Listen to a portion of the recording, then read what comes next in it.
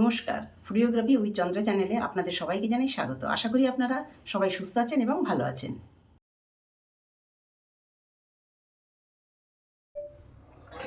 আজ আপনাদের কাঁচা চিংড়ি সর্ষে ভাপা করে দেখাবো। তার জন্য লাগছে 300 গ্রাম চিংড়ি মাছ, 1 চামচ কালো জিরে, 2 এলাচ, 4টে কাঁচা লঙ্কা, 1 চামচ আদা বাটা, 1 চামচ রসুন বাটা, 1 চামচ পেঁয়াজ বাটা, 2 টেবিল চামচ সর্ষে বাটা, হাফ চামচ হলুদ গুঁড়ো, 4 টেবিল চামচ সর্ষের তেল, স্বাদ মতো লবণ।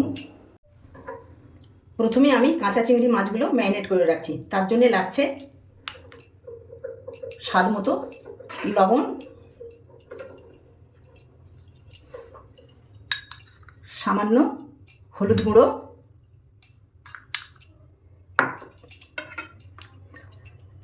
আদা বাটা, পেঁয়াজ বাটা, রসুন বাটা, সরিষার তেল দিয়ে আমি মাখিয়ে নিলাম মাছগুলি। চিংড়ি মাছগুলি ভালো করে মাখিয়ে আমি 30 মিনিট মতো চাপা দিয়ে রাখলাম। কড়া গরম হয়ে এসেছে, এর মধ্যে 1 টেবিল চামচ সরিষার তেল দিলাম।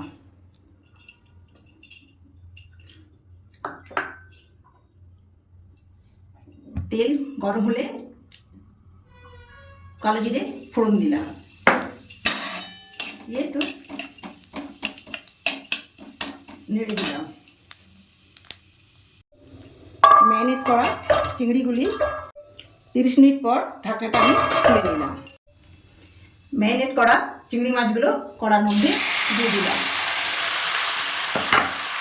দিয়ে নাড়াচাড়া করে নিলাম।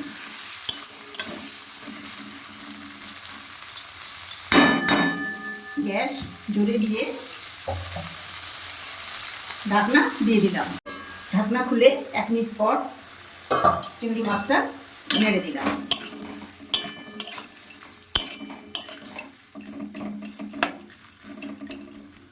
গ্যাস জোর দিলাম।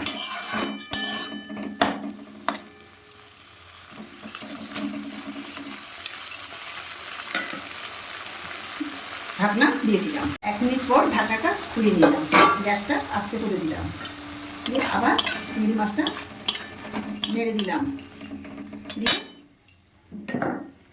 4টে কাঁচা লঙ্কা দিয়ে দিলাম।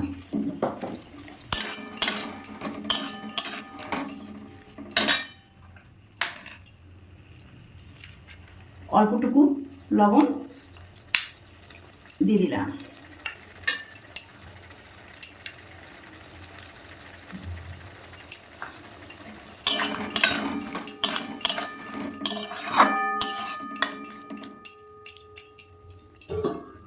চাপা দিয়ে দিলাম। 2 মিনিট পর ঢাকনাটা খুললাম। গ্যাসটা মাঝারি আঁচে থাকবে।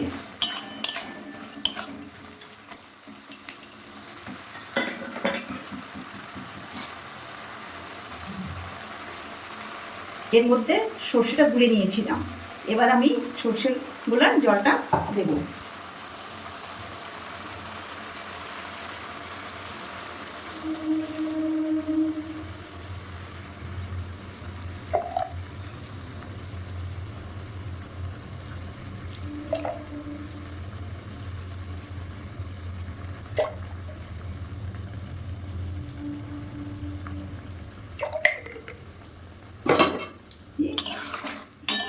নেড়ে দিলাম।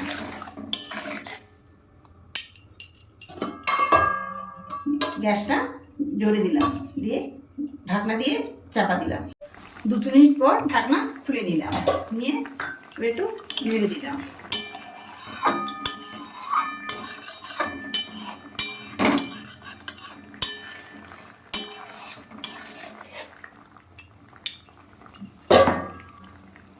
আবার ঢাকনা দিয়ে দিই। 8 মিনিট পর ঢাকনাটা খুলে নিলাম। চিংড়ি ভাপাটা হয়ে গেছে, গ্যাসটা অফ করে দিলাম। এর মধ্যে 2 এলাচ গুঁড়ো ছড়িয়ে দিলাম, আর অল্পটুকু লাল তেল দিলাম।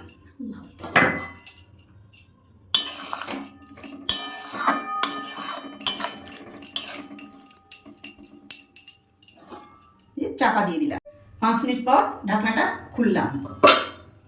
খুলে একটি পাত্রে আমি চিংড়ি ভাপাটা নামিয়ে নেব। কাঁচা চিংড়ি সর্ষে ভাপাটি আপনারা বাড়িতে একবার অবশ্যই বানাবেন। আশা করি আপনাদের ভালো লাগবে। ভিডিওটি ভালো লাগলে তাহলে লাইক, শেয়ার ও সাবস্ক্রাইব করে চ্যানেলটির পাশে থাকবেন।